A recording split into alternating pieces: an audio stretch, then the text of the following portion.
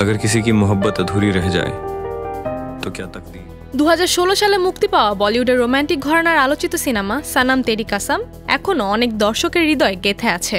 সারোয়ার ইন্দারের চরিত্রে হর্ষবর্ধন রানে ও পাকিস্তানি অভিনেত্রী মাওরা হোসেনের আবেগঘন অভিনয় সিনেমাটিকে দিয়েছিল সুপারহিট তকমা। দর্শকদের আবেগকে পুঁজি করে এবার নির্মাতারা ভাবছেন সিকুয়েল তৈরির কথা, কিন্তু বাস্তব জীবনে রাজনৈতিক উত্তেজনা এসে বাধা হয়ে দাঁড়িয়েছে রিল লাইফের প্রেম কাহিনীর সামনে। গত 17 এপ্রিল ভারত নিয়ন্ত্রিত কাশ্মীরের পেহেলগামে ভয়াবহ হামলায় নিহত হন অন্তত 26 জন। এরপর থেকে ভারত পাকিস্তানের মধ্যে সম্পর্কের পারদ চড়তে থাকে, যার আঁচ এসে লেগেছে বলিউডেও। আর ঠিক তখনই বিতর্কের কেন্দ্র হয়ে উঠে আসেন হর্ষবর্ধন রানে। সম্প্রতি ইনস্টাগ্রামে দেওয়া এক পোস্টে তিনি লিখেছেন, সাম্প্রতিক ঘটনাগুলোর পর ভারতীয় সেনাবাহিনীর প্রতি আমি কৃতজ্ঞ। আমাদের দেশের বিরুদ্ধে যেসব মন্তব্য শুনেছি বা পড়েছি সেগুলোর পর আমি সম্মানের সঙ্গে জানাচ্ছি, যদি আগের অভিনেত্রীদের ফিরিয়ে আনার পরিকল্পনা থাকে আমি এই সিনেমার অংশ হতে পারবো না।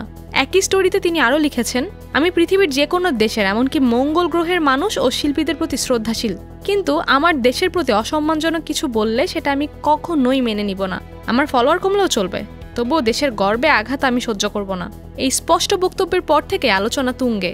কেউ বলছেন দেশপ্রেমের জায়গা থেকে এমন সিদ্ধান্ত প্রশংসনীয়, আবার কেউ মনে করছেন শিল্পী সংস্কৃতিকে রাজনীতি থেকে আলাদা করে রাখা উচিত। এদিকে বলিপাড়ায় গুঞ্জন সিকুয়েলে হয়তো মাওরার জায়গায় দেখা যেতে পারে শ্রদ্ধা কাপুরকে।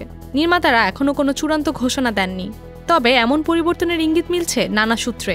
অন্যদিকে দর্শকদের মনে প্রশ্ন, সারোয়ার ইন্দারের সেই ম্যাজিক কি আবার ফিরে আসবে, নাকি রাজনীতি হার মানাবে প্রেমকে?